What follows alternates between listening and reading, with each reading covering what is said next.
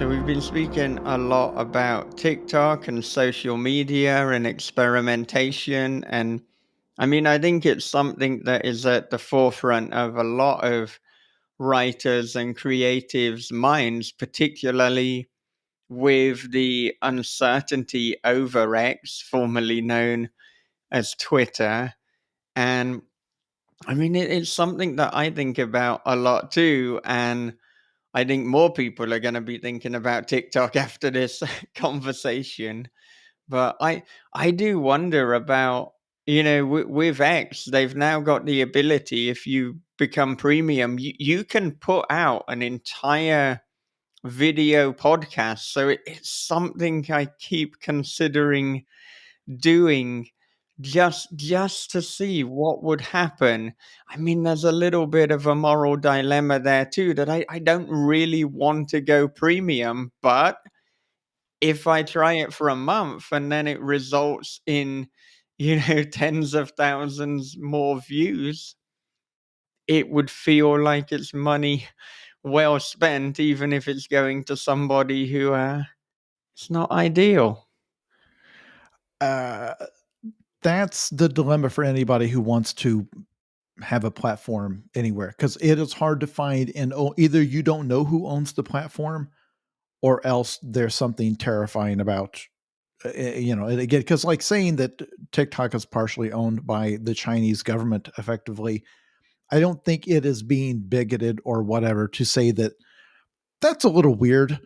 Uh, Right. because a lot of the regulations and things that you would expect to be in place for something that powerful are kind of not. It is a very contentious issue. Before TikTok came along, before X came along, I was mainly reaching people on Facebook. Facebook has directly participated in multiple genocides around the world because this was where they staged the genocide. And I don't know, they didn't do it on purpose, but they also did not try as hard as they could have to stop it. Mark Zuckerberg is not any more of an angel than Elon Musk. People seem to like him now. I think that is having a very short memory.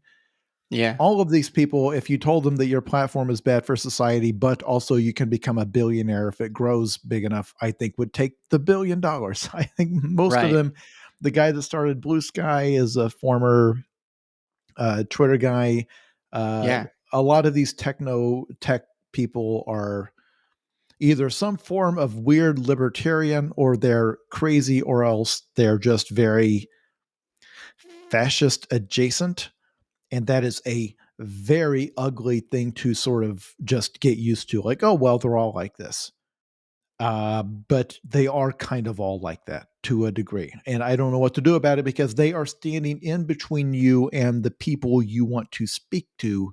And you Mhm. obviously believe you have good things to say to the world. If you are a creator, you're doing it because you believe there is beauty that you can bring into the world. But in between you and the eyes and ears that would perceive all that stuff are a series of very wealthy weirdos and psychopaths. Yeah. Yeah. And I mean, you said in terms of making your TikTok videos, I mean, the barriers to entry are incredibly easy because you can effectively just make a video on your phone. I'm wondering logistically how you go about making these videos. Are you doing them all on your phone? Do you sometimes make them on your computer and then you kind of upload it to TikTok from there? Are you using any third party apps? Is it recorded beforehand and then uploaded to TikTok? And has your approach changed since you started out? I was told very, very early on that TikTok prefers videos made in its own app, that it can tell.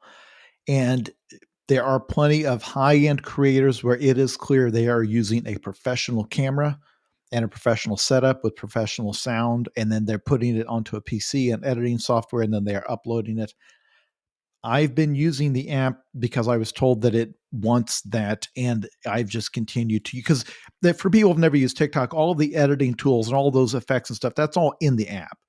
like you record it, and then from there you take it into a little editor, and you can clip out bits you don't like, you can rearrange, you can insert clips to. It's the whole editing suite is in the app. It's very primitive. It is set up so that any 12-year-old can use it in theory, although it took me months to learn how to use it. And then there are other apps that you can get that are owned by TikTok. One called CapCut that has a little bit. If you've seen slightly fancier videos with cool graphics effects around the text, things like that, they probably did it in CapCut, but it's all done on your phone. You record it with your camera, and then it's you go through and then you upload it, and that's that. And it's all one step. I suppose the day may come where I have a fancier setup, but I think the audience and their algorithm wants that raw kind of guy talking into a phone vibe, because they did not want TikTok to be YouTube. They didn't want it to be a bunch of high definition like clips from TV shows and stuff. They wanted it to be a person with their face or their dog or whatever talking into a vertical. That's why it's all vertical video, because it's like holding up the phone. It's not something shot in widescreen on a beautiful, expensive 4K camera. It's somebody talking into their phone, making a joke, filming something funny from their life. They want to be a social media network, not a video network, if that makes sense. Like people shooting, student films and uploading the whole thing. So no, I do it just straight into the phone. And I think the roughness, like even the poor quality, the audio, everything that people could point out, the lighting isn't great because it's just room lighting. Um, that seems to be what it wants, and so now I'm kind of afraid to mess with it. I'm afraid if it becomes too polished, then it won't seem like it's just a guy talking to them anymore, which is what I think they like about it. That it is just a guy in his bedroom sharing some interesting stuff with them. But if it seemed too corporate or too slickly promoted, it would lose its underdog nature. It would be like, oh, this is a production I'm watching, not just a guy talking to me. Right. So you're not using any sort of external microphone, you're not setting up various lighting. You just it's the phone, it's the mic built into the phone, it's the I camera do. built into. I have a lav mic because I think the phone's microphone is too echoey for this room, but that's about it. It's a $20, just a little, you plug it into your phone and clip it to your shirt, and that's it. But and again, it's you can spend a lot of money to get very minor upgrades, but some people, again, the professional influencers, they've got whole setups they use. I'm worried about making my videos look too much like a professional influencer did it. I think Mm, that's not my vibe. Other people, where their whole thing is making their home look like a palace and capturing the beauty of their Lamborghini or whatever, or the tropical vacation they took. There, they want a camera to fully capture the majesty that is their life. That's yeah. not the nature of my. That's not the main nature of my channel. Yeah. Yeah. And I mean, it occurs to me, I've experimented a little bit with TikTok, even to say experimented, given that the lack of what I've really done sounds a bit grandiose. But I mean, I typically just put clips from the podcast on, but it sounds like, from what you're talking about, that's not really what they're after. That's more content for YouTube, possibly for X, now that they're branching into video. So I think I just need to go old school and I need to just use the mic, record it in the app, and see what happens. I mean, every big podcast is now on TikTok, but they've got to have video of like of them talking into the mic. It can't just be like the graphic of like Oh a yeah. waveform or something like that. Like they want to see a face. TikTok is very, very big on seeing a face. And I probably said this, this time last year. I tried not doing that. I tried to, it's like, well, I can surely still remain mostly anonymous. It'll be my voice. I'll just point my camera at, and I'll like upload Mm, an image to show what I'm talking about. Nope.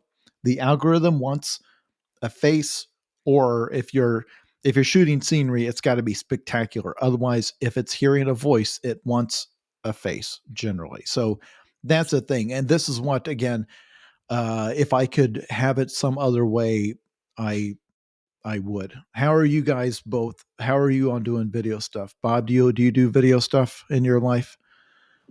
No, I don't. I don't like it. The few times that I've actually been on television and seen myself. I just wasn't very happy with the results. And so, and I can count them on one hand and still have fingers left over, which is, usually it's like, hey, would you like to be? And I'm like, nope, I don't want to be on it. But I could see, because you're talking about niches. And so if I did TikTok, I would have to have some type of niche, where it would be something different, but I mean, I would also probably be so against it that it would be something repulsive, like book reviews in the bathroom, something like that, you know, sitting on the toilet and end it with a flush. Hey, this is a good book, 5 stars, um, I guarantee something you, like there's that. probably somebody already doing that. I can tell you right now, there's probably somebody already doing that. I'm sure. I mean, I'm afraid to look. It could be like, "Damn it, that was such a good idea," But it would. I don't see for myself. I don't see any reason to be on there at this moment. Mainly because I'm kind of, I've got a project out that's subbed. I've got stuff I'm working on, so I don't have anything new to promote. I can promote what I have, and I feel like that could be, you know, I wouldn't want to do it that way because that's just not me. I'm not very I'm not very good at self promotion. I'm good at promoting other people's stuff. Um, I need to get better at self promotion. I always feel like I'm bugging people. Things like that, and so I just need to get better at it. But I feel like that if you gave me a video and said, or shot at a video, that's all I'd do. It'd be like, hey, get there watching now, and and so I don't know if that would work, and I'd probably get frustrated with it and delete the app. So that's usually how things go with me. Yeah. How are Yeah. you with video stuff? Do you like it? I mean, first of all, I will do whatever is necessary to try and promote a book or a podcast. So, I'm open to kind of hearing any ideas. I've found the few times where I've tried to record a TikTok video, just me pointing the camera at me, it kind of feels too artificial or too contrived. Mm-hmm. Whereas if I put something up from the podcast, then it's obviously more organic. So I'm just trying to work out, well, how can I do that in such a way that will then be kind of appropriate for TikTok? Because I think, as you're saying, what they really want is they want fresh and they want original content rather than me redistributing existing content. So I'm kind of thinking about that. And obviously, this conversation is making me think about it more. And I suppose there's like several niches or directions that I could go in. I mean, obviously, like there's writing, but I think, I mean, that has quite a limited audience in general. There is a lot of humor in my work, so the humor direction is something I could look into. Then also there's living in Japan. I'm also interested in fitness, so it's almost like I have to choose a niche, or I at least have to choose a couple. Otherwise, it will probably be too random. But I think as well doing the video podcast has definitely made probably both me and Bob more comfortable with the video format anyway, just because we're Mm-hmm. doing this every week now. But I mean, yeah, there were many motivations for doing it. I mean, that the world, as we've said before, it is moving more towards video. And when there are other horror fiction podcasts doing video, it would feel like we're missing out on an opportunity. And we're going to get far more views if we upload it to YouTube and you're seeing the faces of the people rather than just an image and the audio. That's not really what it's designed for. So I think, yeah, I've got to work out what can I do for TikTok and what will be kind of authentic. And then the other problem is I'm a bit of a perfectionist. So it's like, right, well, if I'm doing TikTok, then I want to have the lights, I want to have the microphone set up. So which takes a lot of time because I then want to edit it in a third party piece of software. But actually talking to you today, finding out that that's not what they want. So it's like, okay, we'll go more old school. We'll just we'll just It's record in the native app and we'll see what happens. uh, this is kind of important for anybody listening, even if you're not somebody looking to be a content creator. The issue you're going to find out as you start doing it, if you dedicate yourself to doing it every day, and it really wants you to upload every day. I know there are some huge creators that do like once a week, once every 2 weeks.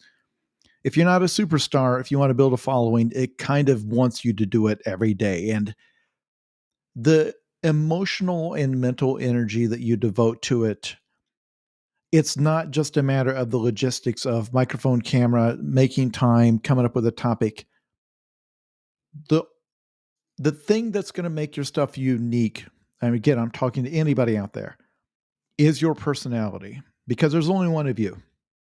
Whether you think you're interesting or not, like just your situation, for example, you living in Japan, from, I don't know where you came from before, but there's like a lot of channels I watch where that's the only thing. It's like, guy from Germany who's moved to Japan and the cultural differences and shown the cool restaurants. And here's some stuff in Japan that the people living in Japan don't notice because they've been there their whole lives, but somebody from outside does.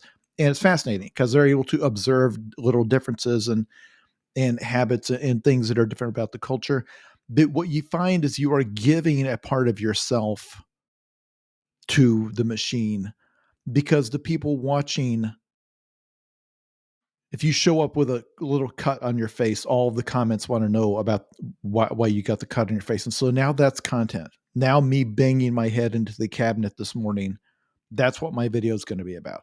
They'll notice if you have a ring on your finger. They will notice changes in the background of your room. They will notice what you're wearing. They will notice if you sound different, because what they want is a human connection. And if you're somebody like me and you think, well, no, I will just produce for them some fun trivia or some interesting facts or some jokes. It's not what the machine wants. The machine wants you. The machine wants a piece of your soul. Uh, because what it does to you to expose your own being to the world and open yourself up for perception does weird things to the brain.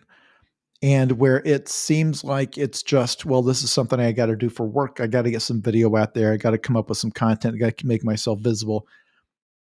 To really do it and to build an audience, it's going to require more than what the podcast did, because once they attach a face to the voice, and now it's not just about the show, it's about, like, it doesn't matter what you make it about. Like, you could just do a book reviews every week, that you will find that any book talker, book review, book talk, any of those people, they're now on there talking about their whatever, their childhood trauma, their eating disorder, their anxiety, their divorce, their whatever, the surgery they're about to have. That all becomes part of the content, because that's what the machine wants. It's what the people want. And so when I talk about this being taxing, I don't just mean of like, I got to think of something interesting to say today. Oh, I got to comb my hair and make sure it looks right for the video, because otherwise the hair will be distracting and they'll only be talking about my hair.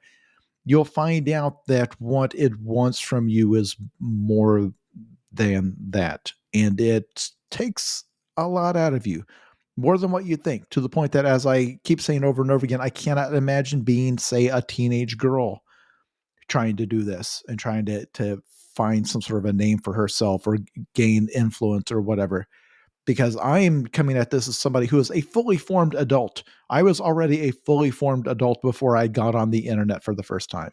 I did not have to grow up in the public eye. You have to be a very mentally healthy person to take that on and add that to your life, because it asks, in terms of energy, in terms of everything, it's asking a lot from you. Yeah. Do you find that in terms of what you're creating, are you creating the majority of things in your home? Do you ever go out for a kind of walkabout and create? And Nope. what's the kind of percentage in terms of content with a background superimposed to what's actually in the background? Because a lot of the things that I've watched, it's you talking in front of a superimposed background, a kind of Yeah, backdrop. because the app doesn't require a green screen. I can sit here and turn on that effect and it will just cut me out. And then it just asks you to put a picture behind it. You just pick a Yeah. picture off your phone. That's now your background. So every video I do, I'm either sitting right here or I've blocked it out with a photo. I don't show people the rest of my house. I don't show people my wife. I rarely show them my dog. I never show the exterior of the home. I don't want people showing up here. I don't go to the park and walk around with my phone. Now, other people do. Totally fine. I don't show them my kitchen. I don't show them my bedroom. I don't show them my bathroom. They get to see this little spot in my office, and usually I block it out with the screen behind me. That is the boundary I've set. I don't let people see my lawn, my neighborhood. I don't want people looking it up or showing up here hoping to run into me. And you do not have to be very famous before you have people who want to do that. The Yeah. first person who ever showed up at my house trying to track me down was Jesus, a long, long time ago, 2009. I don't know, long time ago. And I was not very big at the time. Doesn't matter. You don't have to have an enormous audience before people want to come find you. So plenty of people do go out and do walkabout content. There are people who just, there's one hugely popular account where she lives somewhere in England in her little town. Everybody knows her because she does tons of viral videos about their little town. And that's fine. That's not me. You have to decide for yourself where you want to set those boundaries. And, Mm. for example, I do not approve of people putting their kids in their videos. I Yeah. don't approve of it. I think they're wrong to do that when they've turned their toddler into content. And the funny little fit their toddler is throwing, and now that is a video that is going to live on the internet forever. The toddler cannot consent to that. If I was a parent, you would not know that I had kids. Yeah. Yeah. Exactly. Yeah. I feel exactly the same on that point. I mean, people know that I have a daughter. I have said that, but I don't put photos of her on the internet. There's not videos that, that's it. In, oh, in terms of, you said that TikTok, it wants over 1 minute now, which is obviously a shift in the way that it used to be. Do you find that there's an upper end in terms of the length of a video that you'll put out? It cuts you. The app will only allow up to 10 minutes, and you have to earn that. If you're a new user, 3 minutes is your max length. If you've been using for a while, it will expand it to 10 minutes. My most popular video ever, I think, is 6 minutes long. So it's clear it intentionally pushes longer stuff, and they must have metrics that shows that people stay on the app longer if they're willing to watch longer videos, and they are more likely to pay attention to the ads if they stay for a longer video, that kind of thing. Because otherwise, I don't understand why what used to make TikTok so addictive is what it was, just 10 seconds, 10 seconds, 10 seconds, Yeah. just a joke, a striking image, a weird, a funny dog doing a trick, just boom, boom, hundreds of them, just a stream. But they must have metrics that show that people stay on the app longer for longer content, which from my point of view, it's like, hey, fine, I'm going to take advantage of that and do a little bit of a deep dive into a subject. I'm going to give them a little bit more. I'm going to take them on a little bit of a journey. And again, that's how I justify to myself that it's like, no, I'm the good TikTok. I'm one of the good parts of content. Other people may completely disagree, and that I am just feeding an evil machine no matter what. But no, it actually, the stuff that I do that is long for TikTok, as like a 5 minute video on TikTok is the equivalent of making a movie that's 7 hours long. Like that feels incredibly long on TikTok, but their algorithm is intentionally skewed toward, if you've made something compelling that's a little bit longer, they will feed massive audience to that. So I try on purpose to do 3, 4, 5 minute videos. I've never done something that's like 9 or 10, or I've never gone right up to the limit. But you run into those videos all the time where somebody is they're doing like a woodworking thing and they've got time lapse for making something from scratch. I don't know if you watch those kind of videos; they're very satisfying. But we're going to turn this log into a carved wooden bowl, and we're Mm. going to go, we're going to put it in the lathe, and we're going to go through the whole process. And there'll be eight or 9 minutes of that, and with huge traffic numbers. Like it's got, it's got 20 million views, and probably most of those people did not sit through the whole thing. But from TikTok's point of view, if half of them sat through 2 minutes of it, that's a huge win, and they will reward that creator for it. Yeah, yeah. And with those longer videos you're making, how much are you scripting them?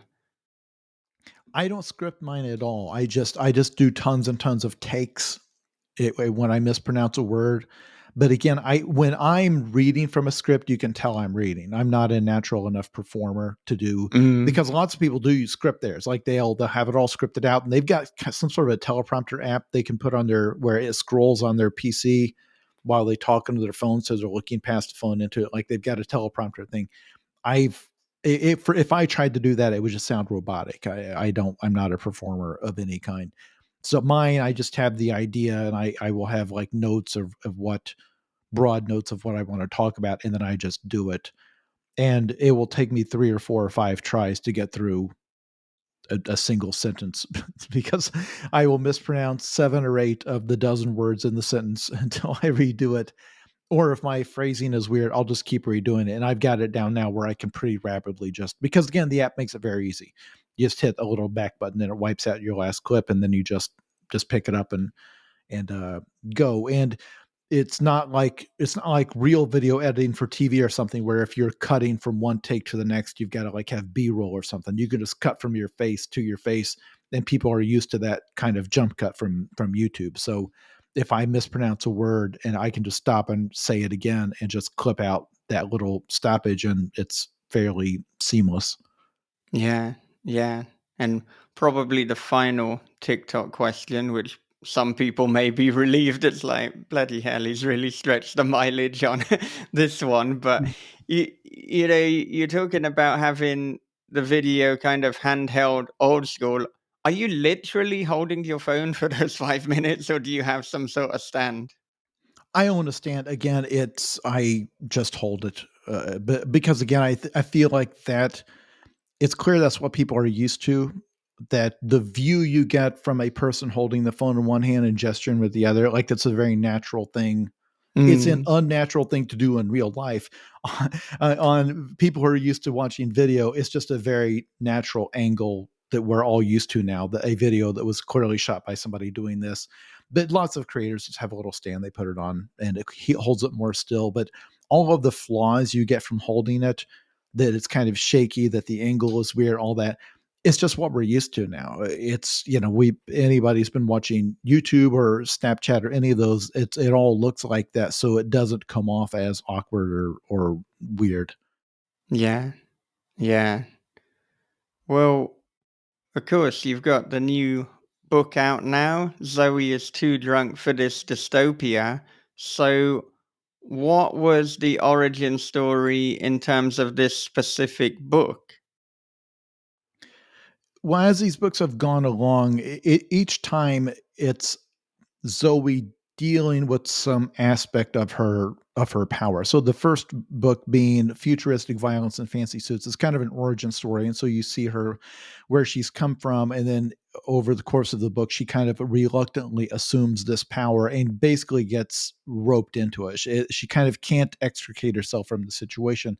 And then the second book is her having to genuinely deal with the fact that her actions have consequences, that she can't,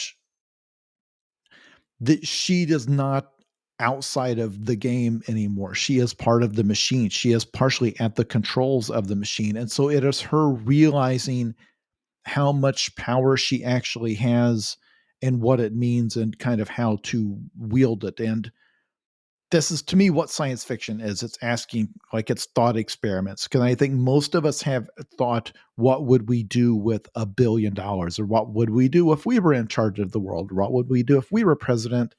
But the answer to those questions is not as much, it's not as easy as you think it would be. And so it's her finding out that yes, she is enormously wealthy. Yes, she can order people to be hired or fired or whatever, but she just has different challenges in her life. And then dealing with the fact that now there are all these people who depend on her for their safety and their income and everything else, and the kind of crushing realization of that. And so this third book is where you start to enter there. In the book, they're having an election in the city, and it's the kind of election that can only happen in this very ridiculous fictional city that this book takes place in.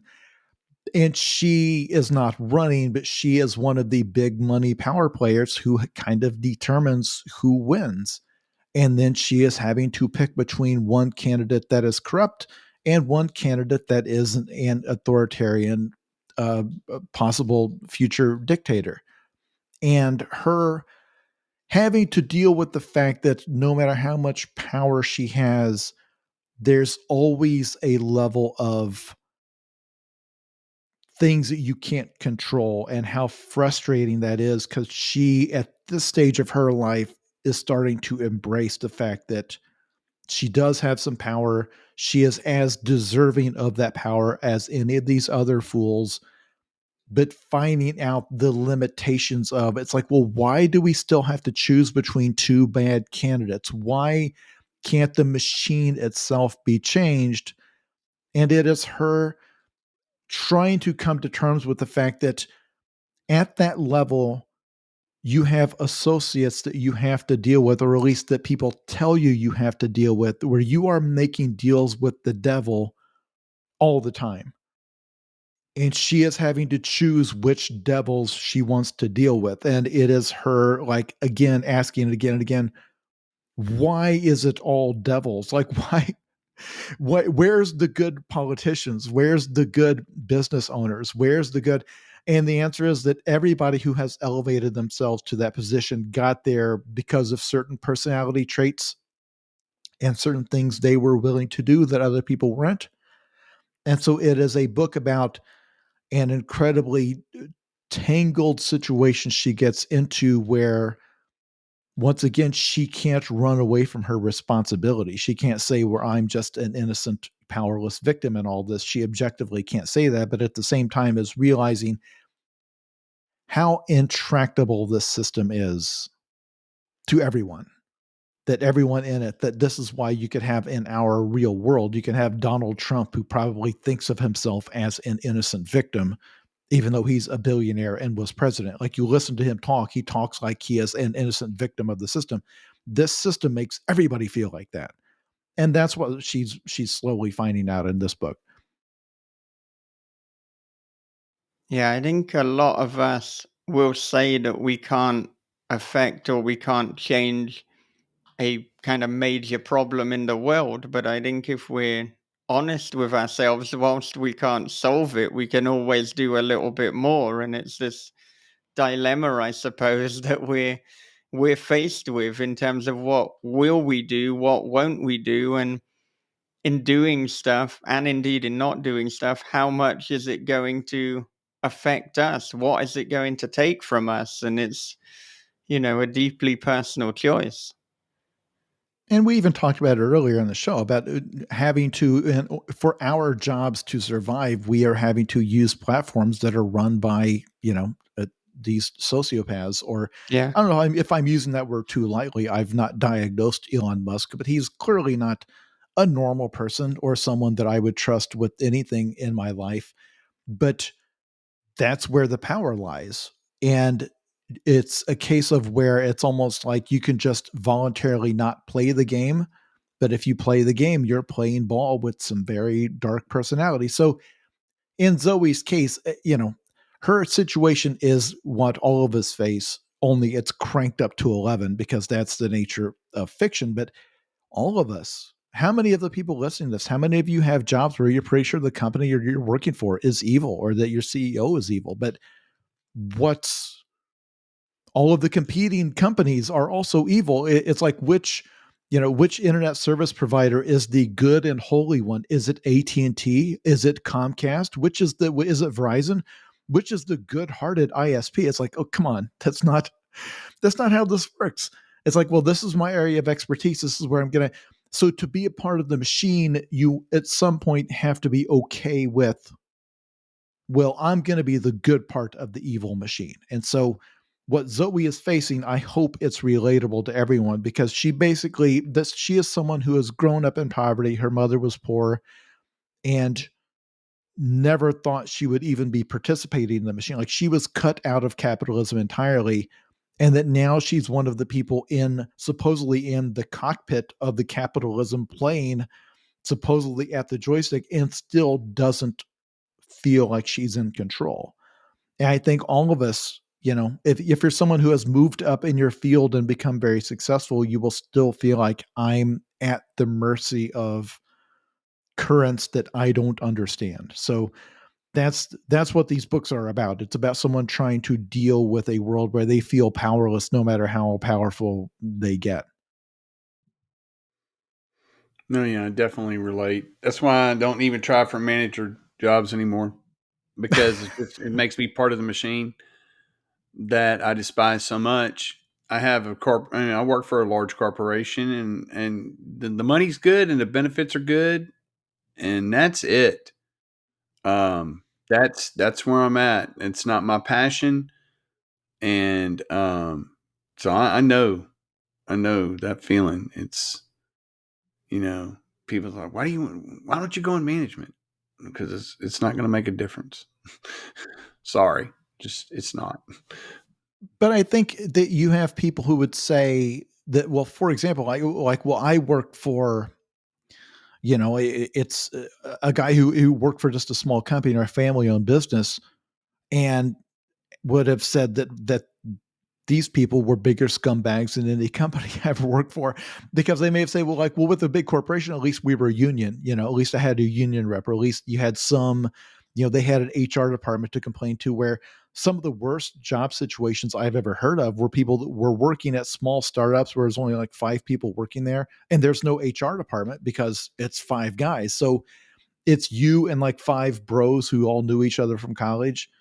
So even when you think by staying small or working for a more independent organization, you're like staying out of the corporate nightmare, it depends on where you work. Like, some of those people are Mm-hmm. worse than, because there's nobody to keep them in check. They're not part of an organization. So it's like their own personality and their own weird ideas about about how a company should be run. You're just at their mercy. So yeah, I think every single person listening to this, every single person in the world has to justify to themselves, unless you're working for some some charity. But even then, like, how many of the charities of the world, when you find out how much money they spend on their CEO versus how much they give to the poor people, it's like, oh, that's interesting. Only 20% of the money actually makes it to the poor people. All the rest of it goes to paying very high salaries for people who arranged those salaries for themselves. That kind of seems like you're stealing from the charity.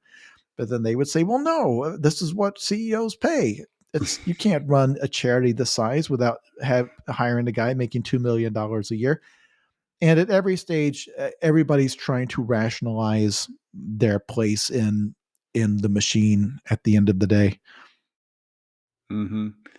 When years ago, I sold cars, and I did work for some family owned dealers, and with no HR department. We thought that was really, really cool. And some of these dealers had, a couple hundred employees. And then you go and you work for a company that doing the same type of job, that's corporate, that has an HR department, and you start to realize, man, god damn, they were really, really bad. It felt like I was working for the fucking mafia, compared to this, because some of the stuff that you saw with your own eyes, that you thought was part of the business, was actually like, that was actually illegal. Oh wow, shit, damn, well, I was actually part of that deal. Okay, so it's now, the corporation I work for, they have they have an HR department, and then they have another department now that actually handles grievances and things like that. So HR is like, if you have to talk to HR, Now it's like their job is to fire people. That's what they do. They're not going to protect you. They're going to protect the company. And then we have this other company that we work with that protects us, and we're non-union. So it's just weird. Well, for example, and this is an extreme example, but in these books, part of the crime organization that Zoe inherited, they employ a lot of sex workers, which is a thing that she doesn't oppose on moral grounds because her mother did that work. So she doesn't like look down on it. But the question of, well, is this, to what degree can a woman give consent in that situation? If a woman is working for you to feed a drug habit, is she actually giving consent, or are you simply facilitating her getting assaulted every hour, every day? And there's no clear answer to that, because her first impulse is like, I don't want to be in that business. I don't want to be a pimp, basically, because it takes place in a city where prostitution is effectively legal. There's nobody enforcing any kind of those, whatever state laws would be against it. But then her advisors are like, okay, if you cut all of these women loose, some of them will simply become homeless. Some will go to work for a much grimier organization that is not going to protect them the way you would. Some of them will go independent and work for a pimp, and some of them will just die on the street. Like, are you sure they're worse off working for you versus you saying, well, it's not my problem anymore? Like that, yeah, they may have it worse, but at least I won't be a part of it. She finds out that she can't actually just wash her hands of people like that. That she could, if she wanted a clean conscience. It's like, no, I will divest myself of all of that. It's like, okay, but you're putting these people out of work. And if you actually want to solve the problems that led them into sex work unwillingly, that is not a simple thing. Because yeah, some of them, you have some people who are doing it willingly and making a lot of money doing it. You have some people who are only making enough money to, to reinforce their drug habit. So what do you do? And she is not ready to answer that question, but it's her company. They're on her payroll. She is responsible for them. And how you operate in a world where there are certain things that people want. And for example, I personally, here in the real world, I hate how much of sports coverage is now about gambling. I hate the fact that when I watch a football game, I see an ad for DraftKings or some other sports book or gambling app. Like that stuff ruins lives. Millions of people, like when you've got an app on your phone where you can just live bet your entire paycheck away, where you don't even have, a cheap casino buffet to make you feel better after losing your entire paycheck, when you're sitting there on your sofa gambling away on an app. I think that's evil. I think it shouldn't exist. Zoe feels the same way about the casinos, but people want to gamble. She's running the nicest, most ethical places, but casinos are still about preying on people's hope and taking their money. There's no easy answer to that because the demand for gambling will still be there. If she gets rid of the casinos, they will be bought by someone else and they will remain open. Or if she blows up the building, they will build another one next door. There is demand for the product. So, how the only way you could completely wash your hands of it is if you got out of it and then somehow prevented everyone else from doing it. But now that's just prohibition. And so now you're okay. So am I wanting to fund a police department that arrests everyone and chases around all of these underground, card games and all of that? There's no easy answer. And there was a time in this character's life when she was not tasked with making that decision. So she winds up waking up every day, making lots of money from casinos and sex work and God knows what else, vice. And her people around her have talked her into like, all you can do is try to run the best illicit businesses you can. And she doesn't fully believe that also feels like she's boxed in. And I think everybody who participates in an economy, in capitalism, feels like that to some degree because your phone has minerals in it that were mined by a child, probably on the other side of the world.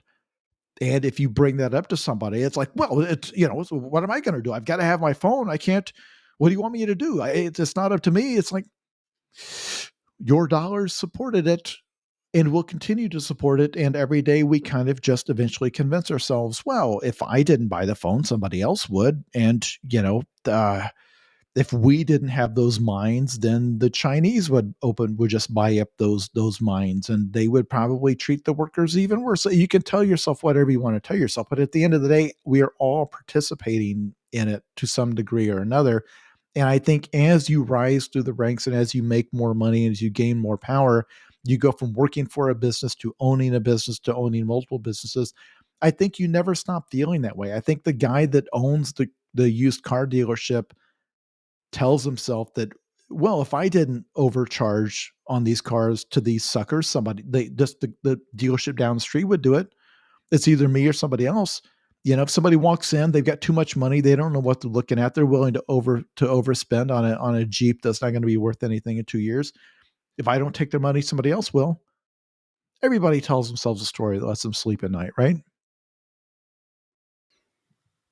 So true. I wonder, what do you think your ethical hard lines are? Is there anything that if you found out TikTok was doing that you'd be like, okay, I need to pull my content? Are there things where if your publisher started doing certain things, you'd be like, I've got to separate myself from the publisher? Because it's good and it's easy to say, like, these are the ethical limits, but when it's your own money, your own livelihood at stake, I wonder if there are any hard lines for yourself. And especially if you're a creator and you feel like your work is bringing good into the world. Like, I'm not pretending Mm, that my novels are saving lives, but I do think that they are thought provoking. I think that if fiction can make a person better in some way or elevate their mind in some way or just provide them a distraction for a while, I try to write books that will leave people mentally in a better place than when they started. So if you believe that your work is doing good, you can excuse almost anything because it's like, yeah, at the end of the day, somehow the books have to get into the world. And if it's not this publisher, it'll be another one. And if you're looking for dirt, like if this publisher also published books by some extremely controversial, political figure or whatever, you could say, okay, but at the same time, people are picking up my books in a public library that also has a copy of Mein Kampf by Adolf Hitler. I wouldn't boycott that library because they also have Hitler's book on the shelves. And if my publisher is publishing some book by, I don't know, somebody I don't approve of, like some extreme right wing political figure or whatever, it's like, okay, but that's, you know, if my book is being sold at Walmart and my last paperback was, you could sit there and talk about, oh, Walmart has driven all of these mom and pop stores out of business and they don't pay their workers enough, and they God knows the damage they've done to multiple small towns economies because now that's the only place where they can shop, and on and on and on. But also, some towns don't have bookstores. Most towns don't have bookstores, but they've got a Walmart. So if your paperbacks at Walmart, you're reaching people at the only place they could find the book. So if you believe the work you're doing is good and your product is good, you can kind of justify almost anything, because it's the same way we justify being on these platforms that are carried by, like, for example, there's people trying to do, I can't remember which artist, but they wanted their work pulled off of Spotify because Spotify did a huge deal with Joe Rogan. And they're like, well, I don't want my work on the same. I think it was Neil Young may have done it, but it's like, I don't yeah, want my yeah, work yeah.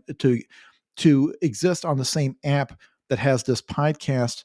And I think most people were like, it kind of, I don't connect the two of you just because you're coming out of the same piece of software. I don't imagine Neil Young and Joe Rogan at the same party at Spotify or in the Spotify house hanging out together. Both of your work is being sold on the same shelf at a market. So if you're asking me to only produce work that is completely morally clean from production to printing to distribution to the store shelf, and make sure that not a single person at any stage of that has ever done something terrible in the past, it's probably impossible for anyone to do that in any field. But in terms of like asking me every day I ask myself, is it ethical to still be on Twitter? And right now, the justification for anybody still being on Twitter is that right now that's still where everybody is. And so I think most of us are waiting for everyone else to leave before we leave.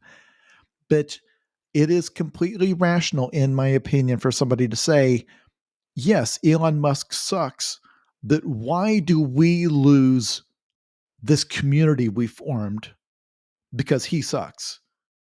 Like, we're not on here for him. I don't even see his tweets. I've had him blocked since he arrived. So my friends are on there. The people I follow are on there, these great thinkers, and they have inspirational posts and they've got great insight into the news and all that. Like, I come on there to connect with them. We have a connection with each other. All of these people I follow, all these people follow me.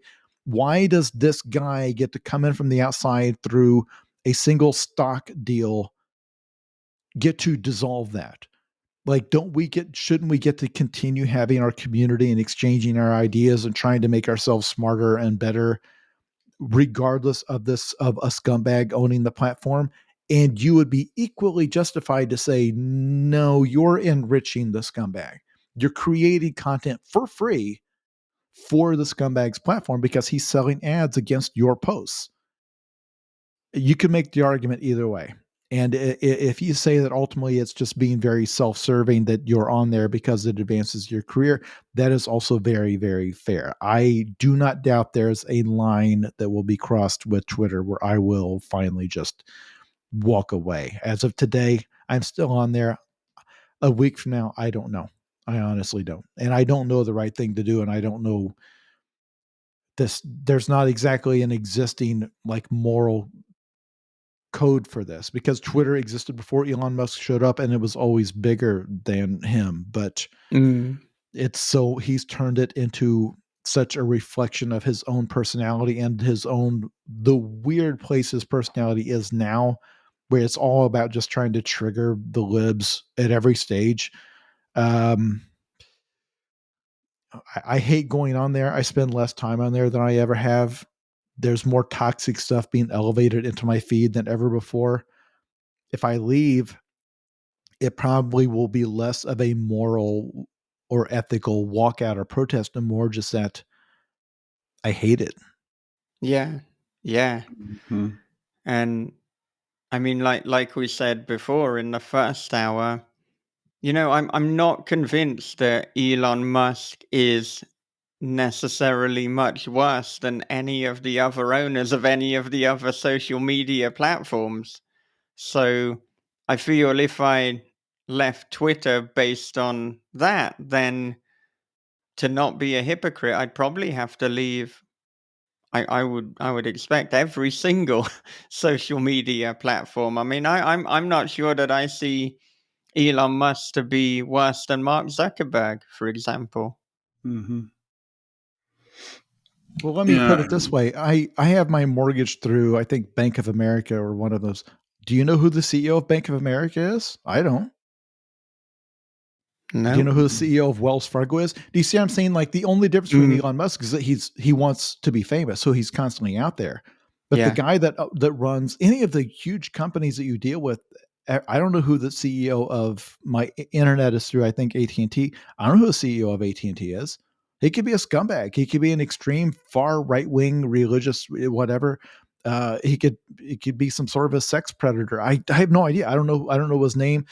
Most of the powerful people in the world who control the things in your life, you don't know their names. You don't know their faces. I don't know who owns Walmart right now. I know the Walton family. I don't know who actually is in charge of the operation. there's a few big faces that get themselves out there. And when they get out there and spend too much time talking, like the head of Warner Brothers, who just keeps giving interviews, that David Zaslav, and he seems awful. For the most part, these people stay behind the scenes. I don't think I'm being cynical when I say that most of them are distasteful to some degree, and some of them are probably 10 times worse than Elon Musk. But the difference is they're not intent on having everybody know their name the way Musk is. Yeah, it I know Bobby's kind starting of to say something. I think I talked right over you. I just was saying that I love Twitter, and my main reason was I was getting zero engagement and literally having to search people I followed, um, because I guess all the toxic, posts and everything like that was it was just filling my feed, and it got to where it was work. Whereas before, I could just go there and just scroll, and I could see something that would interest me. And so it's like, man, is so and so still on Twitter? And I'd have to actually look at them to see and search them. And then a lot of times I found that the search engine didn't work. And so I'd have to try to find a mutual friend. And I went through weeks of this. And finally I was just like, you know what? Just fuck it, man. I'm done. And I got on Blue Sky and I got a lot more engagement there. I'm on Threads a little bit. I have to remind myself to post on Threads. It's like, oh yeah, I have that too. You know, there was a time I thought Substack was going to be really, really good, and I think that Substack has its potential. It's just I don't use it as much, but I do like the longer form of it. And that's who I have my newsletter through that I don't do anything with, but I need to. I have a newsletter. I should use it so I can rant um, freely without over 250 characters. But that was my primary reason for leaving Twitter is because it basically became unusable. I couldn't do anything with it. Yeah, yeah, well, it's gotten worse since you left. I'll say that. yeah. It's interesting because I mean, what Bob's saying, it kind of comes back to what you were saying about people on TikTok getting their accounts suspended or permanently banned, and they've no idea why. And I noticed with X that you do have some people who their account, as was the case for Bob, just becomes unusable. They can't search, they can't see things. And then for Mm-hmm. other people, it's kind of ticking along as usual. And that there's two possible reasons that I can see for this, and we can't really be sure which one it is. Either with so many people leaving X, so many employees, that there are so many bugs that there are just some parts of the machine that now are not working, or there are accounts that are being banned for arbitrary reasons and we can't quite deduce why. I mean, accounts get shadow banned every minute, meaning you then can't search for them, but it is not always clear why that has happened. Yeah, and often it happens because you said something bad about Elon Musk or Yeah, made fun of him in yeah. I some way. mean, Like yeah, he yeah, absolutely personally does tweak the machine because it is about getting attention to himself. That's why he bought it, to help promote his own brand and all of that in the name of what he's calling free speech. But they've been more aggressive about suppressing certain hashtags and everything else than they ever were before. It's just in a different direction. Most people who are very loud about being pro free speech, they just have they want to censor a different group than the people who have power currently. But and it is fundamentally, it doesn't work as well. But basically, you could say that about all of the social media platforms, because once upon a time, Facebook worked really, really well. It's the last time I went on there, like the top post in my feed was somebody's birthday from 5 days ago. Because again, none of these just feed you the stuff in order. It's like, well, here's what you'll want to see first. And it was an out of date belated birthday. And I mean, Facebook hasn't worked right in, I don't know, 7 or 8 years. And it's funny because with every single one of these platforms, everybody can remember a time when it was good, and then they slowly made it worse. And it's fascinating the way technology works now, where in theory the tech is supposed to keep getting better and better. With social media, it's like in the early days where we're not worried about monetizing it, we're just burning through the investor money. So it's like whatever the people want, they can see the feeds however they want, they can arrange them and follow whoever they want, and then after a few years go by, it's but we've got to squeeze more money out of these people. And the only way to do that is to force them to look at different stuff. So in the case of Twitter, he set it up whereas if you pay $8 a month, he will show your post to more people. He boosts you in the algorithm. Well, that means you're not seeing the people you follow. You're seeing a few rare posts from the people you follow, but mostly you're seeing people who paid $8 to Elon Musk to have their stuff appear in your feed. And it has nothing to do with how compelling or engaging or good it is. It's just that they had $8 because he made that part of the deal. Like if you pay $8, I will boost you and like I will show your tweets to people. So it's a subtle little change that made the platform almost unusable for most things. And for example, if you've tried to follow any big news story on there, like the situation in Israel, trying to follow a news story on Twitter right now where the feed is dominated by weirdos who paid Elon Musk $8, it's a nightmare because it's elevating the wrong voices. It's not elevating the people on the ground who have good hard information or have unique insights. It's the elevating people who had an extra $8 they were willing to give to Elon Musk because it is a certain type of personality who will pay $8 to make their tweets seen by a bunch of strangers.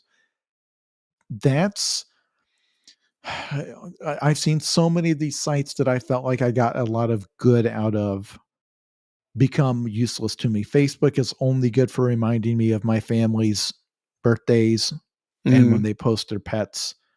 But once upon a time, you could follow creators and everything. I now that's unthinkable to try to use Facebook for that. It doesn't know how to show you the stuff. It doesn't know what to show you. It's almost totally broken. Instagram was never my thing because I'm not photogenic. So having an entire platform that's all just about the aesthetics of your life, I never got into that. Twitter was something that at one time I loved because it's about brief thoughts, being concise, sharing interesting little ideas with each other, but doing it in a way that's not overly wordy and just you have a brief idea, you can throw it out there in the world. Now it is becoming unusable. And TikTok is now, if you use it, you see tons of like the TikTok shop stuff where half your feed is it's like QVC. It's people trying to convince you to buy some stupid kitchen gadget that they're doing a drop ship thing on.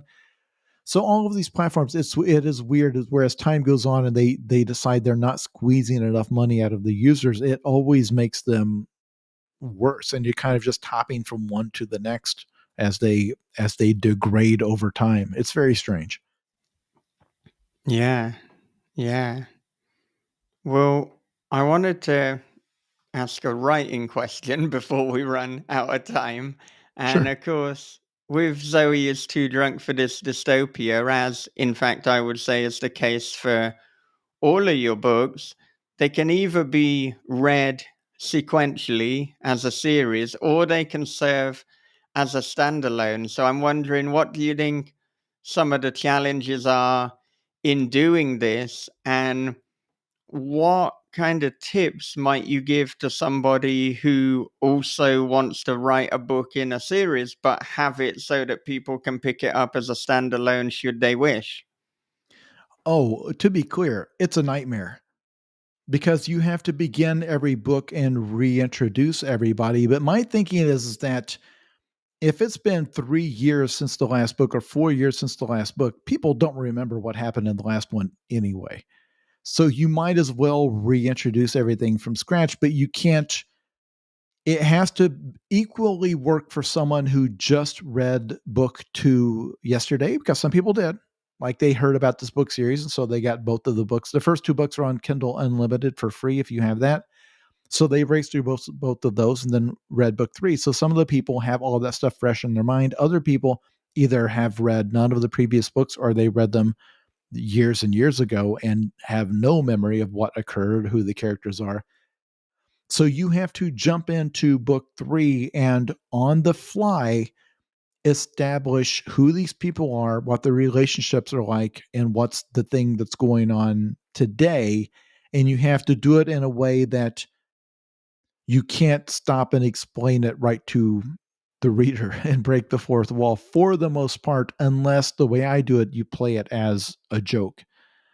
So you have this thing where in the opening scenes of the book, you have the story you're starting, the story you're telling, but also in this scene, each of these characters need to reveal themselves. Where in this very first page, we are reminding you of who this person is, not just how old they are, what era they're living in, what town and city they're living in, but their personality, their traits, the kind of person they are, their worldview. That has to come across in a couple of pages, all of it. And so you are describing the scenery, you are describing the technology, you're doing all of this in a way that establishes firmly in the reader's mind, okay, this is the future, but they don't have flying cars. It's not an apocalypse. Like you have to drop all of these hints that you will say she stopped by a fast food restaurant on the way to pick her mom up at work. Well, why do I have that in there? Because it tells you this is a future where fast food restaurants still exist. It tells you there's a future where some of the same companies are still around, which would be true 40 years from now.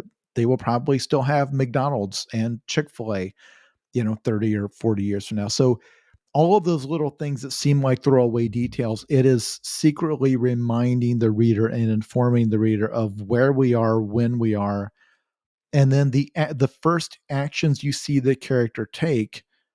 They don't have to be heroic. You don't have to open on the character doing something amazing, but it has to be something that conveys to the reader what type of person this is.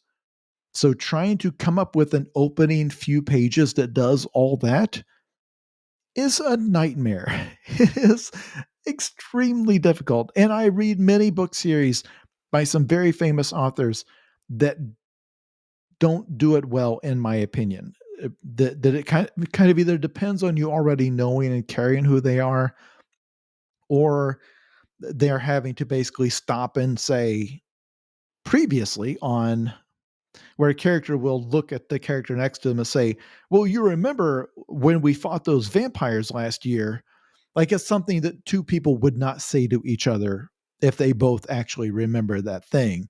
So then you're mechanically thinking, okay, I need a third party to come into the room and have them tell that person, well, we had to kill some vampires 2 years ago. That's not something that happens in the Zoe novels. If any listeners are confused, there are no vampires in these stories. I'm just using it as a hypothetical of a book series where you can see where the author struggled and becomes very clunky to get that information out there. Because writing, if for people who don't realize this, when you sit down to write, you have a series of things you have to tell the reader, and the reader can't know that you've told them that. They have to think they're just reading some fun stuff that happened and some fun details when you talk about the funny t-shirt the character is wearing, they don't realize you are actually trying to tell them what type of person this is. When you describe the character putting on their shoes, if they have some very worn shoes with holes in them, that's not just something you threw in there. You're trying to establish what type of person this is. There's a certain type of person that will wear worn out shoes. There's a certain type of person that will only be seen in very perfect white unblemished shoes. Every little choice you make, every single word choice, every single sentence, you're trying to convey certain information that the reader is going to need for later. And you are also trying to make them fall in love with this character and with this world, or at least be transfixed by it. All of this is much harder than it sounds. And I feel like I'm making it sound very hard.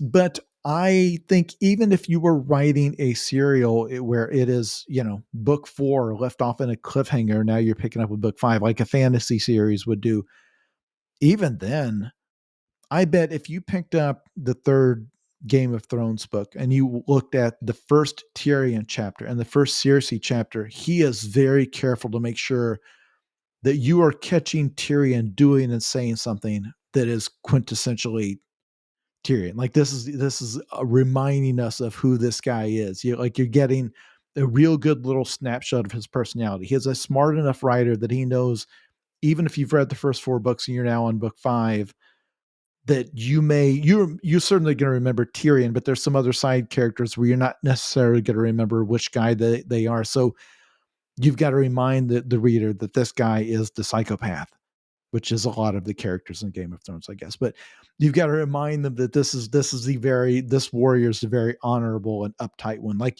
you've got to have a little early scene in each new book that reminds them of who these people are. And that's kind of the hardest part of writing a book series, by far. Oh, yeah, definitely. Well, I mean, I'm wondering what is next for you? What upcoming releases do you have? And what are you working on at the moment?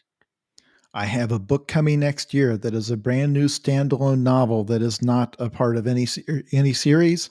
It is not a horror novel or a sci-fi novel. This is the type of thing that they do not advise writers to do. if you if you write in a specific genre, I did not want to get pigeonholed into any one genre, so I wrote this book that is a ticking clock thriller. There is actually the first 2 chapters of it are featured at the end of the Zoe hardcover, the one that just came out, and in the paperback edition of my last book. If this book exists, you're in the wrong universe. In the paperback, at the end of it, it also runs there. There's a 2 chapter preview of next year's book. The title is I'm Starting to Worry About This Black Box of Doom. And we are editing it now. We will go into the editing and the copy editing. That will be my early year and spring next year, and then it will be out in the fall. And then I will have a 2-year break before John and Dave book 5 comes along. And that book currently exists as a pile of notes that I can't even read or remember what they were supposed to mean. It's a series of random phrases that means nothing because I had a dream or a thought in the shower and scribbled it down, but did not do a good enough job of explaining it because I have long forgotten what it was supposed to be. So, but both of those books I'm under contract to do. This was a 3-book deal, so Zoe was the first one. So next year's book, the standalone novel, that will be my next 2026, God willing that we're all still here. That will be the 5th book in the John Dies at the End series. Yeah, well, I'm greatly looking forward to both of those and Mhm. particularly intrigued by the new standalone as well. I want to see what you've come up with for that one. So, Mhm. yeah. I know that certain people listening to this are going to go to the bookstore and just grab a copy of the current book off the shelf just to read those preview chapters and put it back. I guess there is nothing stopping you from doing that, but hopefully you will be intrigued, because this is, if you're an author who your career depends on selling books in a series, and then you suddenly do go off the reservation and do one like a standalone thing, that is a risky and dangerous thing to do, especially if you are known for a certain genre or a certain couple of genres. Uh, it's good to have a niche, and I get bored by that. So we will see. We will see how that goes. Yeah. Was there any pushback or reluctance from either your agent or publisher? I mean, evidently not so much that they didn't buy it. Correct. They're very supportive. I have been doing this long enough. I think I've earned a lot of leeway because I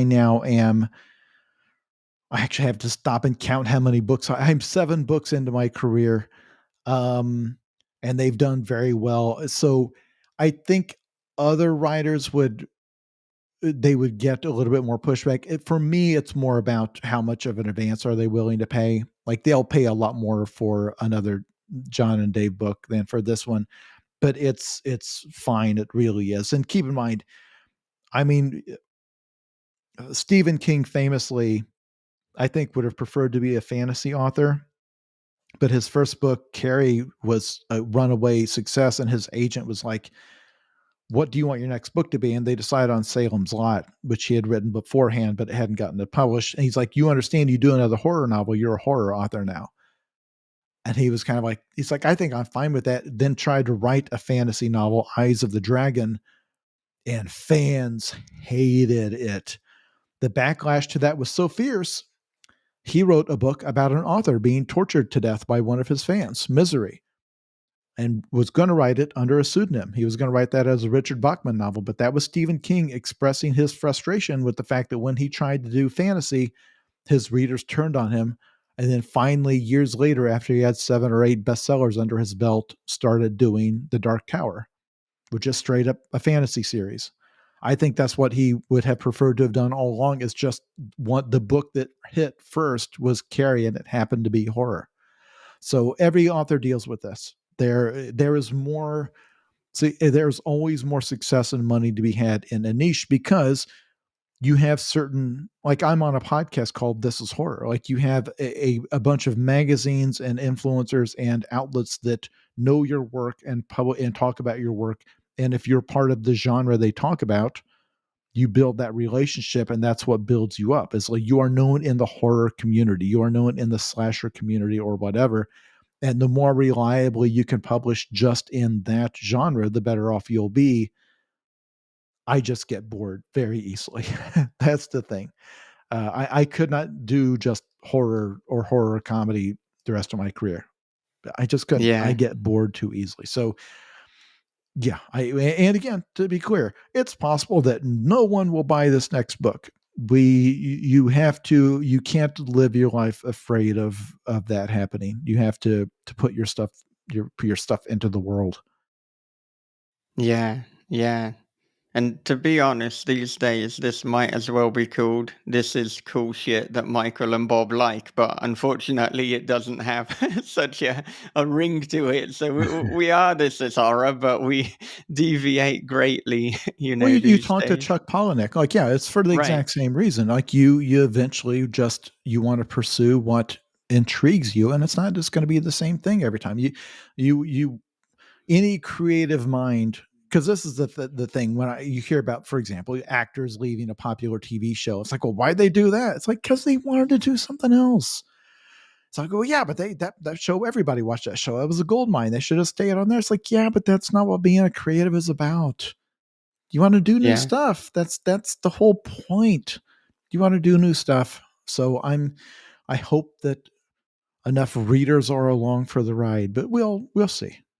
If not, Yeah. there's another John and Dave novel, which, to be clear, those are a ton of fun to write, but they're a ton of fun to write because I write one every 4 or 5 years. Enough time has passed and I'm eager to slip back into that world. But if I was cranking those out every year, like the way some, there's some writers that write those detective novels where they're yearly releases like clockwork. I'm glad they can do that. I can't imagine how they don't feel like they're just punching a time clock doing that. Like where they've Yeah. just got a formula. Like here's the serial killer. Here's my detective with a drinking problem. Here's my detective having his love interest. Here's my detective realizing that the guy he thought did it actually didn't do it. And I don't know. Are they still having fun? Are they still having fun? Does it matter? I don't know. Yeah. And I know that in this conversation and in previous conversations, you've spoken about wanting to do more experimental things. And I mean, one imagines that if TikTok or some other social media platform continues to monetize you and that money continues to go up, I mean, it is a massive if, because as we've said before, but then that might give you the freedom to do even more of these experimental projects and take some chances. Well, for example, I love House of Leaves. I love the concept of it more than I love the story of it. Have you both read House of Leaves? Oh yeah, yeah. Yes, We yes, yes. But I love the idea of doing something in some incredibly non-conventional format, and that's not the only example. But there's where the story unfolds in a series of notes and scraps and drawings and sound clips and stuff. Where like you're an investigator piecing the picture together, and you're finding all this stuff. But then I think, well, but how would we do the audiobook? Half my audience is audiobook now. Is the audio like, are we just going to do a totally separate story for the audiobook? How's this going to work on Kindle? How does it convey? Is it going to be readable? Or are people going to, is it going to be readable? Are people going to be annoyed to try to read this on Kindle? Like I would immediately be think, okay, am I just sabotaging myself because are they going to see this as just me being indulgent in a way that makes it difficult for them to access the work? So, this was what enthralled me about the internet when it was new, because my early blog wasn't just about, it wasn't like a Substack post. I had weird animations and hidden links and stuff that, in the early editions of John Dice the End, I had little like animations and weird little things little clues you could follow to links that were hidden in words. You were able to play with the format. Well, you don't dare do that now on the internet. Like that's gone. You can't do that on Twitter. So all of these things that I would love to do to play with format, even if financially I didn't have to worry about it, I would be so paranoid about, okay, is this going to be one of those things where me and 200 other people think this is very, very funny and everyone else in the world just hates me and are just patiently waiting for me to write a normal book again? Because over time you get captured by your audience. And even if money didn't exist, even if we did away with capitalism and we all just started doing things for each other just for the love of it, I don't know. Would I feel safe to experiment then, or would I be too worried that that's not what people want? That it's too weird for them? I don't know. I think every creative person has asked themselves that. Well, this has been an absolutely fascinating and wide-ranging conversation, and we really appreciate you spending probably your entire evening chatting with us on this, Azara. So, thank you as always for being so generous with both your time and your knowledge. Thanks for having me. It is, I say this on every show I go to, there are so precious few outlets for authors to go onto where there is an audience and there's hosts that ask good questions. There are so few because there is not a great economic model for doing it. Most people who are doing it in their spare time for the love of it. I don't. I'm not speaking for you guys. Maybe you've both grown fabulously wealthy doing this, but most people doing it are doing it because they love it and they love talking to authors. They love just talking about it. They're doing it in their spare time with their spare energy. You have other things going on in your lives and you do it just because you want to. There's not many. There's not many good outlets like this. And it is so crucial for authors, not even people like me, but up and coming authors, people trying to get the word out. Outlets like this, that's life. That's their lifeblood. Having an audience where they can just talk, get their own personality out there, talk about stuff, and convince people listening, like, hey, this person sounds interesting. I bet their book is interesting. So you are doing a service to the author community by having this show, because you could be doing other things, I'm sure, with your time if you wanted. Oh, well, thank you very much. Yeah, And thank you. yeah, we've been doing it for over a decade now, and we've no plans to stop. We've seen many a podcast come and go, but we're trying to be the constant in the horror fiction and genre world. Supposed to I be mean, getting all that podcast money too. yeah, of course, the money makes it. The money makes it all worth it because the sponsorship deals just come rolling in. But I probably told this anecdote on here, maybe even on here before, but I used to keep a list of every interview I did with every, like, because I used to talk in the olden days. It was always blogs. I was interviewing these Mm, bloggers, and we would interview over email, and they would post it on the blog. Or these people, they'd have their WordPress blogs or their Facebook fan pages, all this stuff. And I used to keep a list of all of them because all these people, it's like, well, the next book, I want to talk to them again. I still have that list. It's on like an Excel spreadsheet. 99% of them, you go there, it's just a dead link now. Or yeah, the link is still there and their last update is from 2017. All of yeah, them, they're gone. Because again, there was no money to be made and they got jobs. It's like, no, they had children, they had families. Like, no, I can't spend hours a week doing this. So all of these places that I used to go to, like, you'd think, well, I'm a big famous author. I'll just hit up all of these outlets. They're gone. They're all gone. There's so few. And if it sounds silly to anybody, I'm worried somebody thinks I'm always being sarcastic. Like, thank you for your service, podcaster. No, it's a genuine service. There's not many places like this to go. So yeah, I hope you're here for the next 5 books. I hope 10 years from now you're still doing it. But if you're not, no one will blame you. So many have come and gone. Yeah. Yeah. Yeah. I mean, I know that you said before that, you don't do book tours because you've seen when you look at it as a kind of economic practice, it doesn't make sense in terms of the audience that you're going to get if you're doing things like podcasts and things like social media. So I mean, I'm wondering, when you have a book to promote, are there any other things that you're doing that we've maybe missed or we haven't covered in terms of just getting the word out there? I mean, for this book, I've recorded about 25 hours of podcast appearances so far across, I think, 22 different shows just in the last 6 weeks. But no, otherwise it's TikTok, it's Twitter.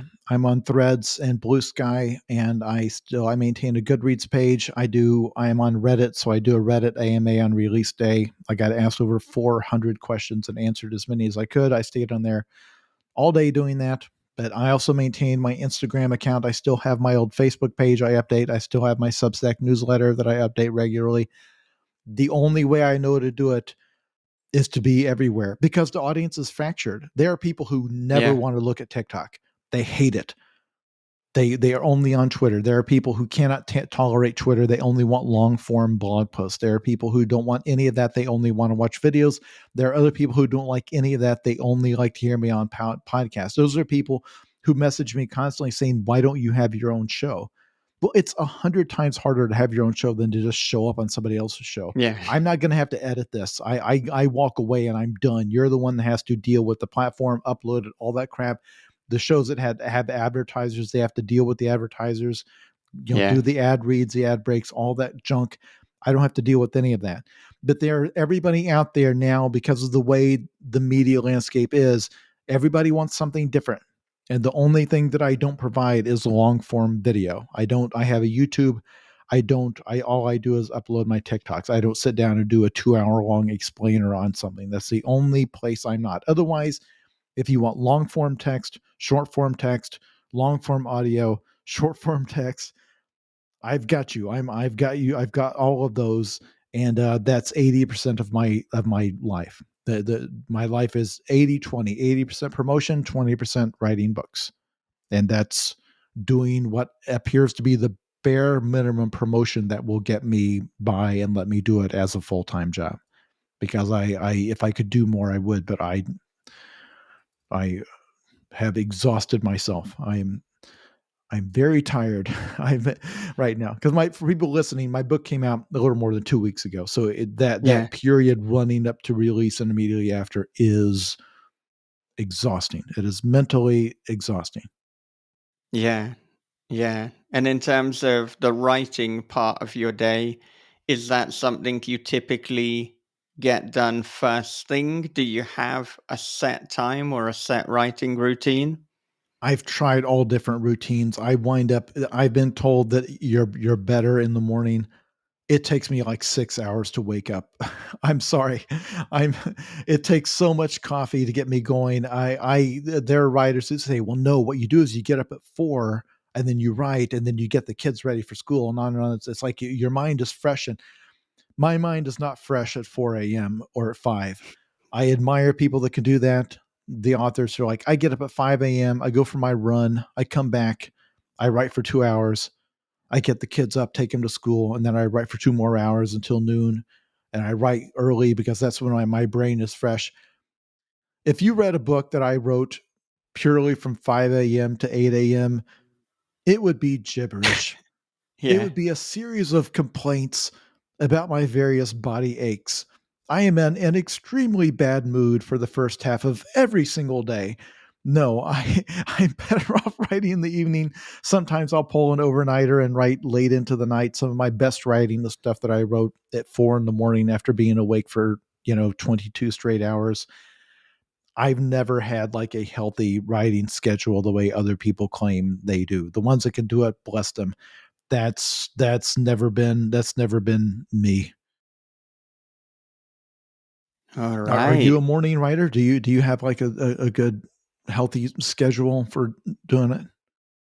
I'm a morning writer, but I'm also someone who every few years burns out from doing too much. And so rather recently I burnt out. So I've not been getting up quite as early as I was previously. So now I suppose I'm like a morning and early afternoon writer is the case now. But I tend to find that writing earlier is better for me. I'm just too tired and exhausted from the day or even distracted with stuff in the evening. Yeah, I think the distractions, that's the big one. If I don't turn on my phone and I don't look at my email, then I mean it's kind of an ignorance where we can pretend that there aren't things that need to be done. So I do prefer to front load the day with writing, but equally I've got to take care of my health. So if I kind of get up at 4:30 a.m. too many days in a row, then there's a cost. So yeah, health has to come first, but then I remind myself of that periodically, you know, because you can easily slip into habits, and I don't know if that there's writing to be done, and sleep can sometimes feel like dead time, even though it's actually critical for longevity anyway. But there you go. Bob, are you at your best in the mornings? Are you a 4 a.m. person who No, wakes up and just are no, thrilled to take on the day? You're no. I have to work different shifts every day. I mean, so because the in retail that's how they do that. I guess they do that to keep you from getting burned out. So there's some days that I have to write in the morning. So it's usually going to be after breakfast, but right before I have to go work an afternoon shift. And then there's sometimes that I get off early enough to where I can write in the evening, which is my preferred mode. Because all the things that I've thought of during the day, I can actually slam them into a story, try to work them in, things like that. Um, but if I work too late and didn't get it right, get a writing session in the morning because of other things I had to do, errands, things like that. Sometimes I get in too late and I'm too wound up from work, and I'm like, fucking, I'm not going to write. So this hard and fast, you have to write every day. I'm not a big proponent of that. I don't believe in that. Um, and my main thing is having a good enough story to where I can, pick up exactly where I left off, go back over the last page, make sure it's nice and clean and doesn't have too many typos, and just keep going and just trying to get that first draft out. And I'm working on a project right now that I just love coming back to. So that's, I've got the momentum going, and it's something that I know I'm going to finish, and that's, at this stage of my career, I need to finish it. That's if I finish it, then it's probably going to be something I like.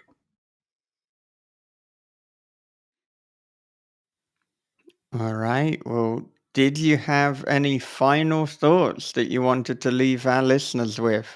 I think we've covered everything. The book is again called Zoey Is Too Drunk for This Dystopia. It is available in audio as well for the people who just consider books to be another form of podcast, which is the way I sometimes think of it.